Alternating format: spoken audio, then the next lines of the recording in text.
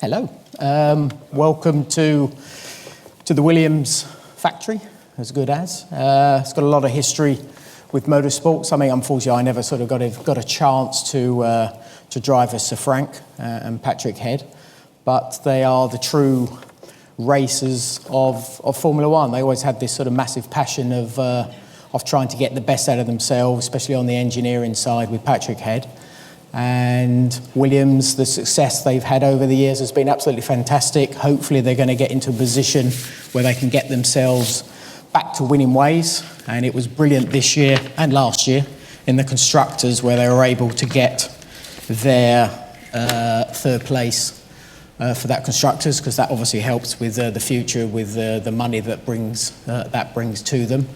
They've got two great drivers, Valtteri Bottas, the young boy from Finland, who seems to be on a very good journey at the moment and will give, I think, Williams and whoever gets hold of him probably down the line a lot of success. And then Felipe Massa, the man who's been around for a long, long time, been to various teams, been successful race winner, but he's probably coming to the end of his time, but he's still got a lot to offer to Formula One, especially to Williams as well. But for me, you know, my journey started back in about 1971, I think it was, when I was a young boy who used to go to karting down in St Ives, where we used to go down on holiday.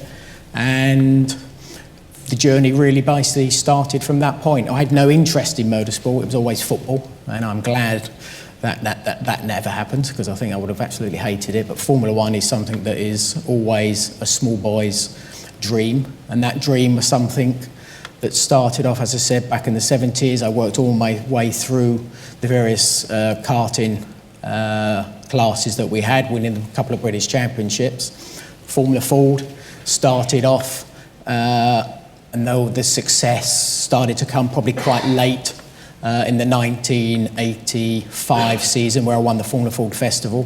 But it was an interesting time, because as a young driver, you have to sort of fight to get yourself in a position. You have to have that belief in yourself to get the best out of yourself, that equipment, your mechanics who are around you at the same time. But I had a lot of tough guys who were racing against me at that time, which was Damon Hill, Mark Blundell, Bertrand Gachot, Martin Donnelly. And we all eventually got to Formula One. So it was a really, really tough time that we all had, but we just had this drive to give ourselves the best chance we could to get the results, and then hopefully that would move us up the rank. And in those early days, we were known as the Rat Pack, which Perry McCarthy, who was the original Stig, who got thrown off the aircraft carrier in the Jaguar, because he was a very clever boy. He tried to get the rights to the Stig, and the BBC found out about it. I think Clarkson found out about it, and that was how it ended for him, by being thrown out of the show. But he was a driver, had a lot of drive. He's quite a character that when he went to get sponsorship, he'd lie through his back teeth that he was a race winner, which he never was, and he was able to still generate that sponsorship that came his way. But the Rat Pack, we're still together. We still go out to dinner. On the 18th of this month, we do it once again. I was the little one, because I'm the small one. Martin Donnelly was Yaman, being the Irish boy. Damon Hill was Secret Squirrel, because he never told you the truth. He always kept everything sort of under his hat. And then Perry McCarthy was Mad Dog. And I can't think, Mark Blundell, Mega Mark, because he was the dancer, he was the cool dude that we all had. So we all had sort of nicknames, and we've still stuck with those nicknames all the way through it. But then the journey sort of continued for all of us. We all sort of went slightly different ways, and my journey got very difficult, because I went to the next step, which was Formula Ford 2000. It was a really, really poor car. But at the end of the year, I got some chances to do some Formula 3 races. I finished fourth in the first one, third in the second race at Brands Hatch, which I think Martin Donnelly won. And that really kicked off my proper career, let's say, towards that Formula One goal, because Eddie Jordan came on the scene. I spoke to him at the Grovewood Awards, which is like the Autosport Awards that you have today, and he thought I was going off to another team, but I hadn't got a deal sorted. And by the end of that night, on the back of a napkin, I signed a deal with Eddie Jordan, which then launched us into this new journey together for the next couple of years in Formula 3. We won that Formula 3 championship. That then enabled me to be noticed by the Formula 1 fraternity, and I was given a chance to drive the Benetton Turbo Formula 1 car at Brands Hatch that year. And I won the championship in Spa, in Belgium, in the pit lane, because I had a crash with my championship rival, Bertrand Gachot, who I nudged off the track on the start, and they repaired his car, but he got disqualified at the end because he didn't have the whole car complete. But he actually finished third in the race, so it would have gone a little bit further. But the test at Brands Hatch was my first experience of a Formula 1 car, because most of you probably have driven a 150 horsepower, 200 horsepower car, you know, as you do day to day. Formula 3, they had about 150 horsepower. I went to Brands Hatch, got the seat made, because that's always the thing that's different nowadays. These guys, they come to a factory like this, and they get a seat moulded specially to their shape. Everything sort of moves around in there, so they're completely comfortable in the car. I had the cushions that were in the motorhome in the back of the pits, and that was what sort of tried to sort of fix myself in the car. But of course, it went from 150 horsepower to 1,000 horsepower, and it was, I think, the greatest experience I've ever had, because it's quite difficult to explain what they're like. I think if those of you who've done a sort of a roller coaster ride, it's sort of something like that, but probably 100 times more exciting than that is. And I remember going out of the pits at Brands Hatch, going around paddock, down the hill where you go towards Druids at the top in second gear, and I thought, right, I see what this mother's got. And I remember booting it, and you had a lot of turbo lag back in those days. In modern cars, turbo lag doesn't exist. So there was this sort of delay, then a sort of a whistle, then a whoosh, and then 1,000 horsepower came into play. And I think the time I realised that whistle was the start of this 1,000 horsepower, I was already at the top of the hill. It was just unbelievable, the speed that these things were able to do. And it's not just like a dragster that just goes very, very quick in a straight line. It's the braking, it's the aerodynamics that come into effect, and the size of the wings. I think the wings are about that wide, they're about that deep. There's about 4 elements on the wing, where now they've only got 1 element on the wing. So the downforce was just humongous. But like a modern day Formula 1 car, drag is a very important part of and a road car, a very important part of the whole aerodynamic package. But when you had 1,000 horsepower back in those days, they didn't care about drag. It was just about horsepower and throwing as much wing on the car that you possibly could. But so that was something special. Eddie Jordan, a very important part of my young career, was very shrewd. We moved on to Formula 3000, but we didn't have any money. We had no budget whatsoever. So I was sort of his young driving star. Eddie had this journey that he wanted to get to Formula 1. So he was very aware of he needed to have the best driver, but then he had to get the best chassis, the best engine, the best mechanics to sort of get himself the right package that would hopefully launch himself into Formula 1. And we did a race in Jerez, the very first race of that year. We had one tiny little sticker on the side. It was a plain white car, and it was an insurance company, which Eddie Jordan being Eddie Jordan, when we had crashes in the past, if I had damaged a bit of suspension on the left-hand side, he would have actually wrote in and said we actually wrote off the whole damn car. So he'd always generate more revenue by just sort of getting that extra cash that way. But his mentality really came into play in that race because, again, we had no sponsorship. Camel were just coming into Formula 1, and I got pole position, and he phoned up Duncan Lee, who was the head of Camel at that point, and said, Duncan, I've got this young Johnny Herbert. He is the future. You need to be a part of this journey that I want to do, but of course with Johnny getting into Formula 1. And he said, Eddie, I've got no money whatsoever. I can't give you anything. He said, no, you don't understand how good this guy is. And he kept on and on and on. And then I think at the end of it, Duncan got absolutely fed up and basically said, what do you want then? He said, well, I want a meeting on Tuesday. And he said, look, I don't think I can do it. He said, no, you won't regret it. So he said, okay, I'll do this. I'll do the meeting on Tuesday for you. So he went away. He went to a team who had a little bit of camel sponsorship and asked if they had a real big sticker, like a truck sticker. And he found someone that had one. He said, "Can I borrow 2 of those?" And he took them back to the garage. He cut them out. He stuck them on the side of the car. I won the race on Sunday. He had the meeting on Tuesday. He got the budget for the next 3 years. So he was a very clever man. And that was the ingredients that you sort of need in Formula One. If it's a driver as well, you've got to sort of have this mentality is, well, how am I going to get A to B? And it's got to be, how do I get there the quickest way? And that was where Eddie, I think he taught me a lot. He taught me a lot of how you have to be quite shrewd. You have to be a little bit cunning at the same time, because Formula One and cunningness seem to sort of gel together quite well. And even today, there still seems to be, with all the manufacturers that are involved, they've all got an agenda.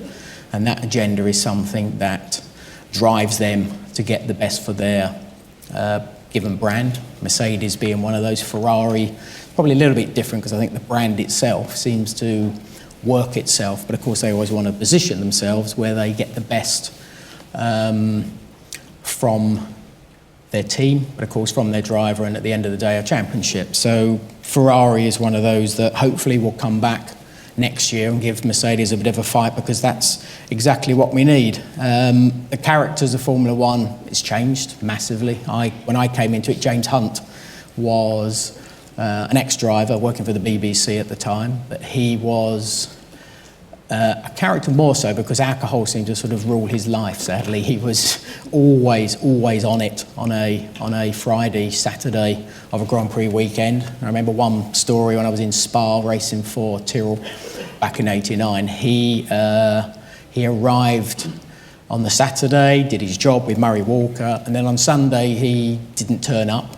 And Murray had to do it all on his own, and I unfortunately had spun off the track, and they dragged me in, and I actually was in with Murray for the next sort of 30 minutes, I think it was, just purely because he'd collapsed in the hotel and wasn't able to get into the circuit. And sadly, that's how his life ended up, where he died of a heart attack, just because I think his body just couldn't cope with everything that was going on. But a brilliant character, with all the Miss Worlds that he sort of slept with and the thousands of others that he slept with. But that was the part and parcel of what I think he was able to do to Formula One in that 70s, and when he won that World Championship, it was absolutely brilliant. But for me, my journey was slightly different than James's, because although I got all this Campbell sponsorship already, Jordan got this Campbell sponsorship, I was doing very, very well in the championship. My career in Formula One seemed to be sort of destined to be. I had a test for Lotus in Monza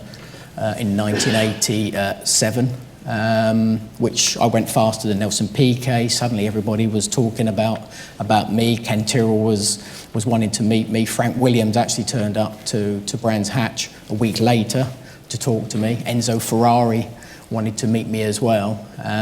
So everything was brilliant, everything was going in the right direction. This ball that I always sort of try and explain is, it started quite small, but as the success came, and then as the journey towards Formula One got closer, and as I said, that success came, the ball got bigger, and you get to a point where you are just invincible, and you can beat anybody, anywhere, any track, any condition, and you just have this bubble around you that just seems to sort of give you that energy to be able to produce your best performances on the track. And I think that's what you get from the majority, not all the drivers in Formula One. They have that same thing. Lewis Hamilton, I think, has that. Sebastian Vettel is one of those who's had it. Ayrton Senna, of course, in the past. Michael Schumacher, the list goes on. And all those special ones, I think, have that feeling. But as far as my career, Brands Hatch, got qualifying. I was very cocky, confident going into the race. First part of the race started, I got a 12-second lead ahead of Martin Donnelly, who had just joined me for that race. Gregor Wojtek crashed into Roberto Moreno, who a guy who'd been in Formula One before but was trying to get himself back in. So they stopped the race. Again, I was very relaxed. Everything looked to be going very well. Second part of the race started. Didn't get a very, very good start. Gregor Wojtek got back into the race. We banged wheels at Brands House at Druids. We went on to the Grand Prix circuit. And then basically mayhem sort of came my way, where he tried to overtake me partly on the grass, hit my wheel. I shot off to the left-hand side. It was about 160 miles an hour. into the barrier. The front of the car broke off. I then hit the barrier on the other side, sadly head on again, and the car eventually come to rest. And I remember opening my eyes and all I could see in front was just a forest, because Brands Hatch is in the middle of a forest, and the whole front of the car had broken off. And the first thing I could see was the top of my knees, but I couldn't see anything else. So my first thoughts was, my legs have gone from my knee down. So I was then sort of knock me out. Everything sort of went on. The medics turned up, the team turned up. Everybody did the best they could before I got taken to hospital. I can't remember the first week because of the drugs I was on, but it sort of changed my life in another way, because that dream that I'd had suddenly had come to a crashing end, so I thought. But then deep down, there was always this sort of belief that I'd be able to get back. And through Peter Collins, who was the head of Benetton at that point, he was still keeping in contact with me. I had an option for going to Benetton for the 1989 season. And I got a call, I think it was in September later that year, where they called me up and took up the option. I was still in a wheelchair, I still had my legs in plaster, and I was a Formula One driver, which to me gave me such drive from that September to be ready for the end of February for the race in Rio de Janeiro. And it was a bloody hard journey. It was something where that inner belief had to sort of really come out, because the pain that I had to go through, I had to go to Austria and work with in a clinic there, and I was basically climbing up the mountains in the most agonising pain I can't explain, because I knew I had to do it, and if I did do it, there was always that chance that I'd be ready for that race in Rio. So I went through all that journey and got to Rio. Qualified 11th, I think it was, 11th or 12th, ahead of my teammate, and finished 4th in my first ever Grand Prix. And I think the paddock was probably totally shocked that this guy, who still wasn't able to walk at the race, I still had a little pedal bike that got me around the paddock, was able to finish 4th in his Grand Prix. But that race, because there were two ways. There was either sort of going away and racing somewhere else, coming back about 2 or 3 years later and saying, I'm back.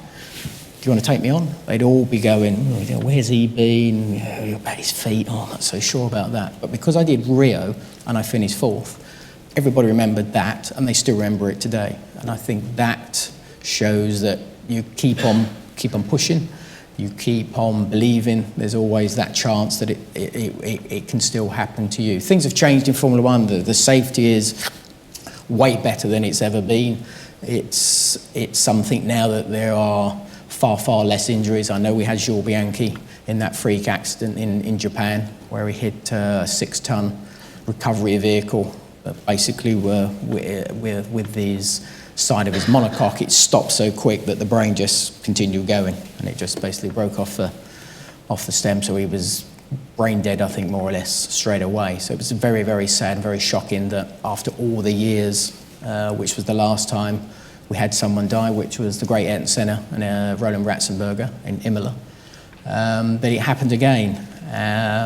But that's racing. That's where the risk factor is very, very high. And a risk factor is something that is calculated to a degree. You've got to have that, as I said, have that belief if once you get that chance to get there. And I think that's where there are only those 20 drivers that sort of have that sheer determination and risk that they have to go through, if it's family and friends on their journey through to eventually get into Formula One. And I was 24 when I got to Formula One, which was very, very young. Now you've got 17-year-olds turning up, like Max Verstappen, who is absolutely bloody awesome, because there's always this talk about overtaking's difficult and we're not sure how we need to do it. The wings need to be changed, which they do. And then this young kid comes along and shows them how to do it. And it's absolutely brilliant that we have people like that are coming along and showing probably the more experienced boys how that overtaking is possible. And again, it's just a mentality that's changed. The technology has moved on. I had a radio in the car back in 1989. I couldn't understand a damn word my engineer was saying, when now they're sort of crackle free. and that's just the radio itself. But with all the engineers that they have nowadays, with all the data that they have, the internet, we will take it for granted, but it wasn't there in the late 80s, early 90s. It's just the information is out there for those guys to just suck up everything, and when they get that chance, like Max, they are ready for that, and they don't seem to be nervous in any shape or form. And I think that's where the Formula One drivers of today are changing. But the teams, I'm not a fan of teams anymore, because the teams dictate everything nowadays. The rules, the strategy, how the tyres are performing. The drivers are sort of the puppet in the car. We are their Achilles heel, because they do all the wind tunnel work, they get the best aerodynamics, they get the best engine package, they get the best suspension. And the one thing, Rory Byrne, who used to design the Benetton and the Ferrari when Michael Schumacher was there, was, the weak link in the whole thing is you, because the human is the one who makes those mistakes. So they don't like us at all. And with all the technology that they've got nowadays, they try to take away the human element from the starts. In the old days of a stick shift, a clutch, like most of us have today, I think. I think most of us have the old paddle shift nowadays, but that was where the starts were. Either it was a good start or a bad start, and that's where you had to sort of really concentrate to get it right, where now it's controlled by the engineer. They have this sort of special way of moving both paddles. You move one 50%, and then you wait 100 yards, then you release the second one, and then that releases the car perfectly off of the line. I don't want that. I want to see the human element coming into effect, because we're only human. That's what I think excited me as a driver, was getting on that very, very edge, getting the most from myself, the most from my team, most importantly, the most from when I'm actually on track. And I think the way it is today, it just needs to be a little bit more about the driver. I'm not interested in how the team, Mercedes-Benz, win all these wonderful records during this year, because I want to see the drivers go wheel to wheel, and I want to see them battle, and I want to see proper racing like Max Verstappen is showing how possible that is. I understand why they do it. They've got a brand, and they've got to promote that brand in the best way they can. But the fan, the real racing fan, is out there to watch that wheel-to-wheel battle. I had a 13-year-old youngster come up to me in Abu Dhabi, and he said, yeah, really, really looking forward to this. Yeah, I hope there's a crash. And that's sort of what motorsport is all about. It is about that wheel-to-wheel combat and that human element that comes into effect that's been sort of taken away. So the professionalism of Formula One obviously is probably at an all-time high. I think the way that the whole show is structured nowadays, it still works. I don't think it's where it could be. I think Bernie Ecclestone's idea back in the 70s, which was, I think in the old days, they basically put money in the centre of the table. They also distribute it to everybody so they could go and have fun and go racing. And then he came up with this sort of cunning idea where there was a thing called TV, where he thought he'd be able to promote Formula One in a way that it would start to generate money. Maybe we'll start to pay for our racing, and we might make a little bit of money. But the teams had no interest in that whatsoever. And he just said, well, fine, I wanted to share it with you. If you're not interested, that's okay. I'll go away and I'll see if I can generate that money to then basically take up the rights of Formula One. And that's exactly what he's done. And it's grown immensely since those 70s. You know, as he always says, he's made more millionaires than anybody else in sport. And he probably has. He's probably right on that fact. But it's his drive that has got us to this place we are today, where Formula One is, you know, one of the biggest sports in the world. It's around the world in every nook and cranny, and the popularity of it is, I think it's still high. It's maybe not where it could be. Maybe it's on that slightly downward spiral. But I think it goes back to where the teams need to have a little bit more mindset on where the sport needs to be, because they're dictating what's going on from the engineers. Lewis Hamilton, in the last couple of races, have wanted to change his strategy, but the team has said no. But we want to see that. We want to see them change their strategy. If they get it wrong, that's that human part of it coming into play. If he gets it right, good on him. And I think it needs an element of that to come back into play. But Bernie, the future, who is going to replace that man when finally he goes south.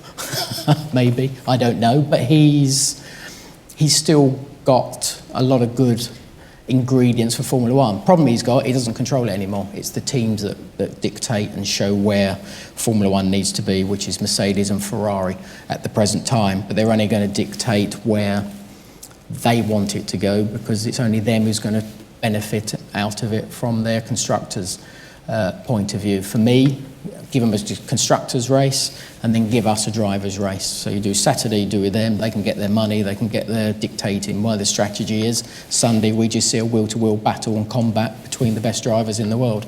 That's what they are, that's what we want to see, and that's not what we're quite seeing to the degree we are at the moment. But I think at the end of the day, the mentality of motorsport has a very positive thing with, I think, day-to-day life, because I think there is always that way that you need to work together as a team, which the Formula One teams are exactly that. But there is a point where when you're a driver and you're in the car, you're on your own, and then you've got to look after number one. And that's where a driver has to have that selfish side come into play sometimes if he wants to have that championship win. Nico Rosberg probably hasn't quite got that. That's why he hasn't won the last 2 World Championships, because Lewis is just a bit more cunning than he is, and maybe many others. He won't accept it, but he doesn't want to tell everybody that he is cunning, because if he tells them they're all cunning, then they'll be able to try and work out where he is that way. But he's going to be under threat, I think, from Sebastian Vettel, who I do think those two are above everybody else at the present time. And Ferrari, it'd be lovely to see Ferrari back on form. We want to see a battle, we don't want to see a domination. But the team factor is something that everything has to come together. The commitment that they have to do is the sacrifice that they have to do. The commitment of the sacrifice is huge, because the mechanics are away for 9 months of the year. They've got family, kids at home, and they have to give their best to the team.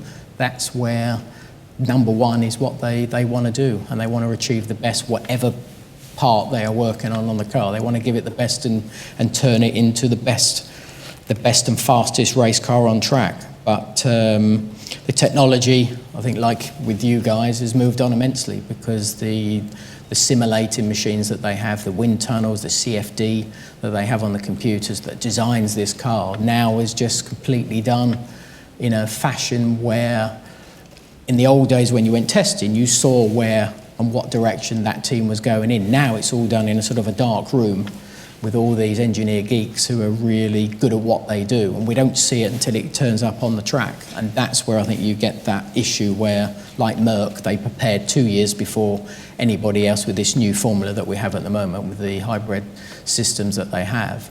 And that preparation was far and away better than anybody else. And even 2 years or 3 years, 2 years later, the rest of the team still haven't got close enough yet.